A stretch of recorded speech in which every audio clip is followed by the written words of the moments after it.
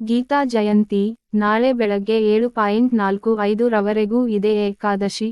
ಶನಿವಾರ ಗೀತಾ ಜಯಂತಿ ಆಚರಿಸುವವರು ಭಗವದ್ಗೀತೆ ಪಠಿಸಲು ಈ ನಿಯಮ ಅನುಸರಿಸಿ. ಭಗವದ್ಗೀತಾ ಈ ವರ್ಷ ಗೀತಾ ಜಯಂತಿಯನ್ನು ಇಂದು ಡಿಸೆಂಬರ್ 22 ರಂದು ಆಚರಿಸಲಾಗಿದೆ. ಡಿ 22 ರಂದು ಆರಂಭವಾಗುವ ಏಕಾದಶಿಯು ಡಿ 23ನೇ ದಿನಾಂಕದಂದು ಸಹ ಇರುವ ಕಾರಣ ಗೀತಾ ಜಯಂತಿಯನ್ನು ನಾಳೆ ಕೂಡ ಆಚರಿಸುವವರು ಇದ್ದಾರೆ. ಭಗವದ್ಗೀತೆ ಪಠಿಸಲು ಈ ನಿಯಮ ಅನುಸರಿಸಿ. ಭಗವದ್ಗೀತೆ ಜಾತಿ ಭೇದವಿಲ್ಲದೆ ಪ್ರತಿಯೊಬ್ಬ ಸಹೃದಯರು ಒಪ್ಪುವ ವಿಚಾರವೆಂದರೆ ಅದು ಭಗವದ್ಗೀತೆ. ಮಹಾಭಾರತದ ಯುದ್ಧದ ವೇಳೆ ಅರ್ಜುನ ಜಯದ ಆಸೆ ಮತ್ತು ಧೈರ್ಯವನ್ನು ತೊರೆದು ಅಧೀನನಾಗಿ ನಿಲ್ಲುತ್ತಾನೆ. ಆಗ ಸ್ವತಃ ಭಗವಾನ್ ಶ್ರೀಕೃಷ್ಣನು ಬೋಧಿಸುವುದೇ ಈ ಭಗವದ್ಗೀತೆ. ಇದು ಹಿಂದೂಗಳಿಗೆ ಅತ್ಯಂತ ಪವಿತ್ರವಾಗಿರುತ್ತದೆ. ಒಮ್ಮೆ ಇದನ್ನು ಕೇಳಿದರೆ ಅಥವಾ ಓದಿದರೆ ಪ್ರತಿಯೊಬ್ಬರಿಗೂ ಧನಾತ್ಮಕ ಚಿಂತನೆಗೆ ಒಳಗಾಗುತ್ತಾರೆ ಮತ್ತು ಉತ್ತಮ ಗುಣಗಳನ್ನು ಬೆಳೆಸಿಕೊಳ್ಳುತ್ತಾರೆ. ಮಾರ್ಗಶಿರ ಮಾಸದ ಶುಕ್ಲ ಏಕಾದಶಿಯಲ್ಲಿ ಗೀತಾ ಜಯಂತಿಯ ಬರುತ್ತದೆ. ಸಾಮಾನ್ಯವಾಗಿ ಇದು ನವೆಂಬರ್ ಅಥವಾ ಡಿಸೆಂಬರ್ ತಿಂಗಳಲ್ಲಿ ಇರುತ್ತದೆ.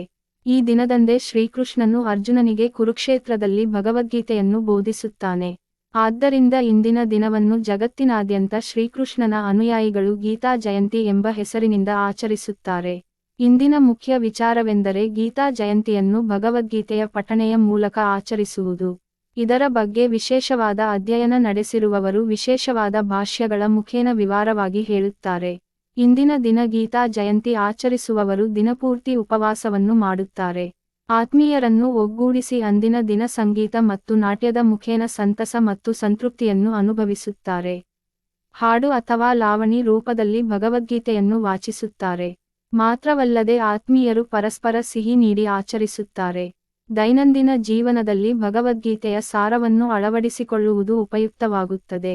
ಇದರಿಂದ ಕೇವಲ ಕುಟುಂಬವಲ್ಲದೆ ಸಮಾಜದಲ್ಲಿಯೂ ಆತ್ಮೀಯತೆ ಮೂಡುತ್ತದೆ. ಆತ್ಮವಿಶ್ವಾಸವು ಹೆಚ್ಚುವುದಲ್ಲದೆ ಮನಸ್ಸಿನಲ್ಲಿ ಧನಾತ್ಮಕ ಭಾವನೆಯು ತುಂಬುತ್ತದೆ. ಇದರಲ್ಲಿ ಕೇವಲ ಯುದ್ಧದ ಆಂತರ್ಯವನ್ನು ಮಾತ್ರ ಬೋಧಿಸುವುದಿಲ್ಲ, ಒಬ್ಬ ಮನುಷ್ಯನು ಜೀವನದಲ್ಲಿ ಯಾವ ರೀತಿ ಬಾಳಬೇಕೆಂದು ತೋರಿಸುತ್ತದೆ. ಈ ವರ್ಷ ಗೀತಾ ಜಯಂತಿಯನ್ನು ಇಂದು ಡಿಸೆಂಬರ್ 22 ರಂದು ಆಚರಿಸಲಾಗಿದೆ. ಡಿ 22 ರಂದು ಆರಂಭವಾಗುವ ಏಕಾದಶಿಯು ಡಿ 23ನೇ ದಿನಾಂಕದಂದು ಸಹ ಇರುವ ಕಾರಣ ಗೀತಾ ಜಯಂತಿಯನ್ನು ನಾಳೆ ಕೂಡ ಆಚರಿಸುವವರು ಇದ್ದಾರೆ. ನಾಳೆ ಬೆಳಗ್ಗೆ 7:45 ರವರೆಗೂ ಏಕಾದಶಿ ಇದೆ. ಭಗವದ್ಗೀತೆಯನ್ನು ಹೇಳಲು ಯಾವುದೇ ವೇಳೆಯ ನಿರ್ಬಂಧ ಇರುವುದಿಲ್ಲ. ಆದರೆ ಮನಸ್ಸಿಗೆ ಇಷ್ಟ ಎನಿಸಿದ ತಕ್ಷಣ ಭಗವದ್ಗೀತೆಯನ್ನು ಪಠಿಸುವುದು ಸರಿಯಲ್ಲ. ಈ ಗ್ರಂಥದ ಪಾವಿತ್ರತೆಯನ್ನು ಕಾಪಾಡುವುದು ನಮ್ಮೆಲ್ಲರ ಕರ್ತವ್ಯ. ಆದ್ದರಿಂದ ಮುಖ್ಯವಾಗಿ ಮಾರ್ಗಶಿರ ಮಾಸ ಆದ ಕಾರಣ ಸೂರ್ಯೋದಯದ ಮುಂಚಿತವಾಗಿ ಸ್ನಾನಾದಿಗಳನ್ನು ಮುಗಿಸಬೇಕು. ಆನಂತರ ಕುಟುಂಬದ ಹಿರಿಯ ವ್ಯಕ್ತಿಗಳ ಆಶೀರ್ವಾದವನ್ನು ಪಡೆಯಬೇಕು. ಎಲ್ಲರಿಗೂ ತಿಳಿದಂತೆ ಮಹಾಭಾರತವನ್ನು ಮಹರ್ಷಿಗಳಾದ ವೇದವ್ಯಾಸರು ಪರಶಿವನ ಮಗನಾದ ವಿದ್ಯಾಗಣಪತಿಯ ಕೈಯಲ್ಲಿ ಬರೆಸುತ್ತಾರೆ.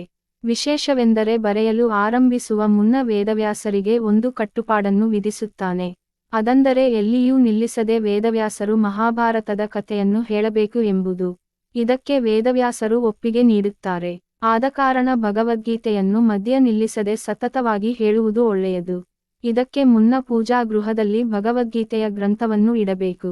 ಆನಂತರ ಮೊದಲು ಪ್ರಾರ್ಥನೆ ಮಾಡಿ ಗುರುವಂದನೆ ಸಲ್ಲಿಸಬೇಕು. ಗಣೇಶನಿಗೆ ಗರಿಕೆಯ ಜೊತೆ ಪೂಜೆಯನ್ನು ಸಲ್ಲಿಸಿದ ನಂತರ ಭಗವಾನ್ ಕೃಷ್ಣನನ್ನು ಪೂಜಿಸಬೇಕು. ಆನಂತರ ಭಗವದ್ಗೀತೆಯನ್ನು ಪಠಿಸಲು ಆರಂಭಿಸಬೇಕು. ಭಗವದ್ಗೀತೆಯ ಸಂಪೂರ್ಣ ಪಠಣೆಯ ನಂತರ ಮತ್ತೊಮ್ಮೆ ಗುರುಪೂಜೆ, ಗಣೇಶ ಪೂಜೆ ಮತ್ತು ಭಗವಾನ್ ವಿಷ್ಣುವಿಗೆ ಪೂಜೆ ಸಲ್ಲಿಸಬೇಕು. ಆನಂತರ ಶ್ರೀಕೃಷ್ಣನಿಗೆ ಇಷ್ಟವಾದಂತಹ ಅವಲಕ್ಕಿಯನ್ನು ಪ್ರಸಾದ ರೂಪದಲ್ಲಿ ಮನೆ ಮಂದಿಯೆಲ್ಲ ಸೇವಿಸಬೇಕು. ಮಾರನೆಯ ದಿನ ಮಾತ್ರ ದಿನನಿತ್ಯದಂತೆ ಭೋಜನವನ್ನು ಸ್ವೀಕರಿಸಬಹುದು. ಮತ್ತೊಂದು ಮುಖ್ಯ ವಿಚಾರವೆಂದರೆ ಆ ದಿನದಂದು ಮನೆಯಲ್ಲಿರುವ ಮಕ್ಕಳನ್ನು ಪ್ರೀತಿ ವಿಶ್ವಾಸದಿಂದ ನೋಡಿಕೊಳ್ಳಬೇಕು. ಯಾವುದೇ ಕಾರಣಕ್ಕೂ ಅಪಶಬ್ದಗಳನ್ನು ಬಳಸಬಾರದೆಂಬ ನಿಯಮವಿದೆ.